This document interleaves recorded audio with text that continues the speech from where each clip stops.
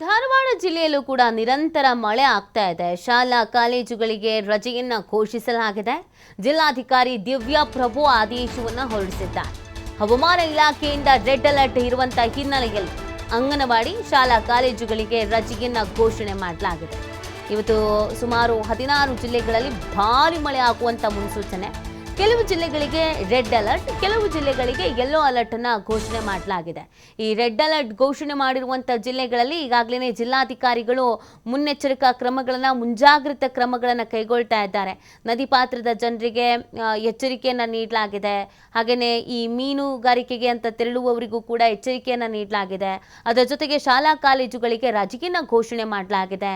ಭಾರಿ ಮಳೆ ಆಗುವಂತ ಸಾಧ್ಯತೆ ಇರುವಂತ ಹಿನ್ನೆಲೆಯಲ್ಲಿ ಅಲ್ಲಿನ ಜಿಲ್ಲಾಡಳಿತಗಳು ಸಕಲ ರೀತಿಯಾದಂತ ಸಿದ್ಧತೆಗಳನ್ನ ಮಾಡಿಕೊಳ್ಳಲಾಗಿದೆ. ಯಾವುದೇ ಕಾರಣಕ್ಕೂ ಯಾವುದೇ ರೀತಿಯಾದಂತ ಅಹಿತಕರ ಘಟನೆಗಳು ನಡೀಬಾರದು. ಏನಾದರೂ ಸಮಸ್ಯೆ ಆದ್ರೂ ಕೂಡ ಅದನ್ನ ಬಗೆಹರಿಸಬೇಕು ಅನ್ನುವಂತ ನಿಟ್ಟಿನಲ್ಲಿ ಈಗಾಗಲೇ ಜಿಲ್ಲಾಡಳಿತ ಎಚ್ಚೆತ್ತುಕೊಂಡಿದೆ.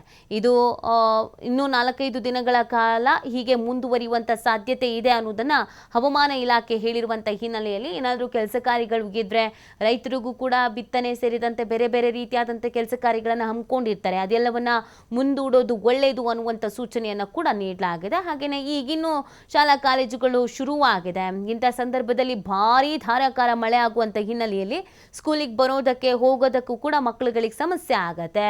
ಕೂತು ಪಾಠ ಕೇಳೋದಕ್ಕೂ ಕೂಡ ಸಮಸ್ಯೆ ಆಗತ್ತೆ. ಹಾಗಾಗಿ ಶಾಲಾ ಕಾಲೇಜುಗಳಿಗೆ ರಜೆಯನ್ನ ಘೋಷಣೆ ಮಾಡಲಾಗಿದೆ.